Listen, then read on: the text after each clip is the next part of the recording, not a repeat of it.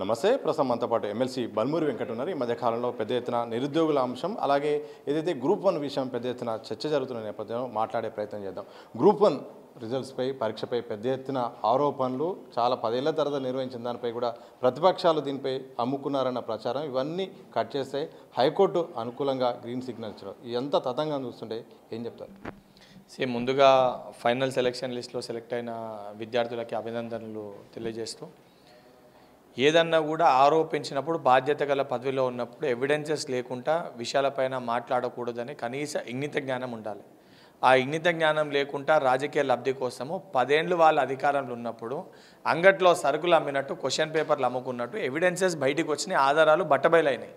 కొంతమందిని కస్టడీలో కూడా తీసుకోవడం జరిగింది. ఆ రోజు నోరు మెదపని వ్యక్తులు ఈరోజు బాధ్యతతోటి, చిత్తశుద్ధితోటి, 100% ట్రాన్స్పరెన్సీతోటి, ఇంటిగ్రిటీతోటి ప్రభుత్వం ఏర్పడ్డాక టీజీపీఎస్సీని ప్రక్షాళన చేపట్టి సభ్యులు, చైర్మన్ గారు ఈ ప్రాసెస్ని అన్నింటినీ కూడా పూర్తి చేస్తుంటే, కనీసము ప్రిలిమ్స్, మెయిన్స్, ఎఫ్ఎస్ఎల్ అంటే ఏందో తెలియని వ్యక్తులు కూడా ఈరోజు ప్రెస్ మీట్లో బయటకు వచ్చి గ్రూప్ 1 పేపర్ని 3 కోట్లకు అమ్ముకురు, 4 కోట్లకు అమ్ముకురు అని చెప్పి తప్పుడు ఆరోపణలు చేస్తే, ఉద్యోగాలు వచ్చిన పిల్లలు వారి తల్లిదండ్రులు బయటికి వచ్చి ప్రెస్ మీట్ పెట్టి వాళ్ళని ప్రశ్నించే పరిస్థితి ఏర్పడ్డదంటే ఎంత నీచానికి బీఆర్ఎస్ పార్టీ నాయకులు దిగజారేనో దాని ద్వారానే అర్థమవుతుంది. మరి ఈరోజు డివిజనల్ బెంచ్ ఇచ్చిన జడ్జిమెంట్ని చేసుకొని టీజీపీఎస్సీ ఎఫ్ఎస్ఎల్ రిపోర్ట్ ఇస్తే కూడా రాత్రి ఎఫ్ఎస్ఎల్ రిపోర్ట్ ఎందుకు ఇచ్చారని మాట్లాడుతారు. టీజీపీఎస్సీ ఏం పని చేయాలి, ఎప్పుడు చేపట్టాలో కూడా వీళ్ళే నిర్ణయం తీసుకుంటే, మీ హయాంలో ఆ రకంగా నడిచిందేమో. ఆ రకంగా నడిచింది కాబట్టి మిమ్మల్ని ప్రజలు ప్రతిపక్షంలో కూర్చోబెట్టారు. ఎవరు చేయాల్సిన ప్రాసెస్ని వాళ్ళు చేయడం జరుగుతుంది.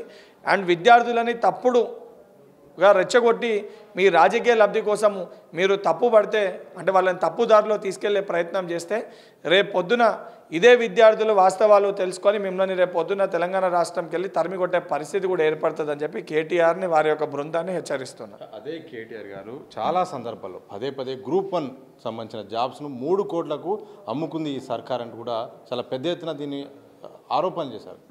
ఇప్పుడు ఏదన్నా విషయాలు మాట్లాడినప్పుడు ఎవిడెన్సెస్ ఉంటే ఎవిడెన్సెస్ చూపించి ఇది జరిగినాయని చెప్పి మాట్లాడాలి.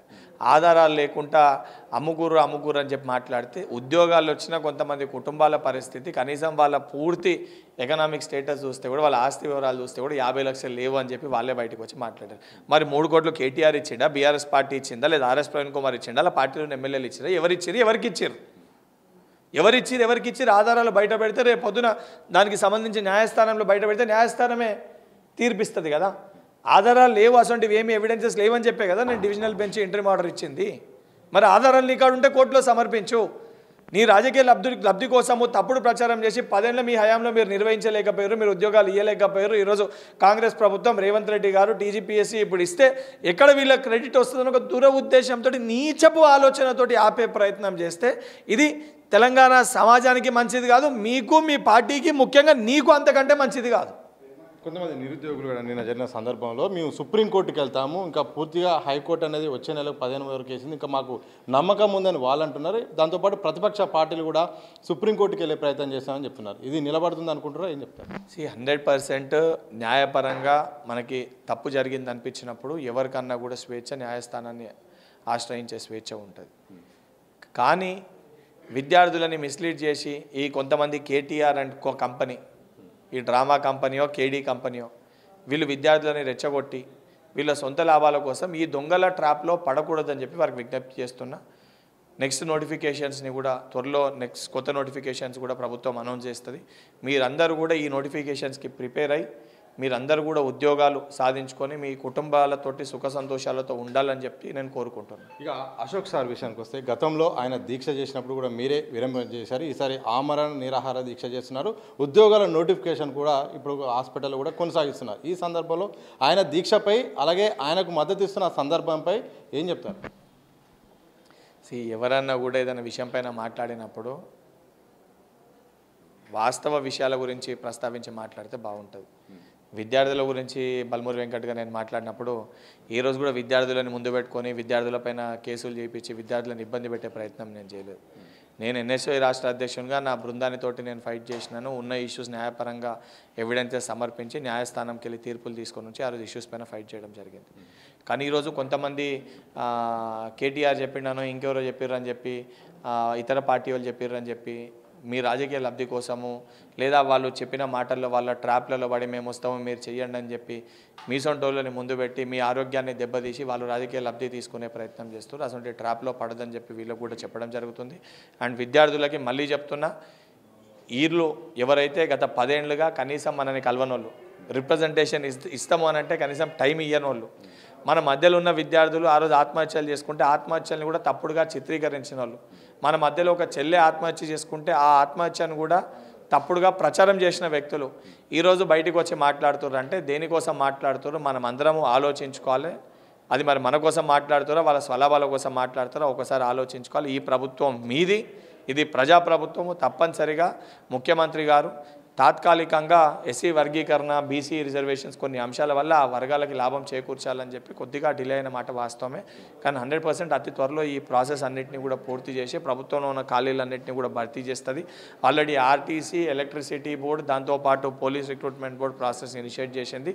ఇతర బోర్డ్స్లో కూడా ఈ ప్రాసెస్ అనేది ఇనిషియేట్ అయ్యి ప్రభుత్వంలో ఖాళీలన్నింటినీ కూడా భర్తీ చేయడం జరుగుతుందని చెప్పి నిరుద్యోగులు కూడా ఈ ఎగ్జామ్స్కి ప్రిపేర్ కండి, వీళ్ళ ట్రాప్లో పడి టైం వేస్ట్ చేసుకోకండి అని చెప్పి విజ్ఞప్తి చేస్తున్నారు. చివరిగా చెప్పండి, ఎమ్మెల్యే రాజగోపాల్ రెడ్డి సెప్టెంబర్ 17 రోజు గన్ పార్క్ దగ్గర పెద్ద ఎత్తున నిరుద్యోగులతో కూడా సమావేశం కావడం, అలాగే భరోసా ఇవ్వడం, నేను ప్రభుత్వంతో మాట్లాడతా, ఇకపై నాదే బాధ్యత, నిరుద్యోగ సమస్య నిజమే అని కూడా చాలా కీలకమైన వ్యాఖ్యలు కూడా చేశారు. ఆ వ్యాఖ్యలు కూడా పెద్ద చర్చ కూడా జరిగింది. ఆ సందర్భంలో మీరేం చెప్తారు?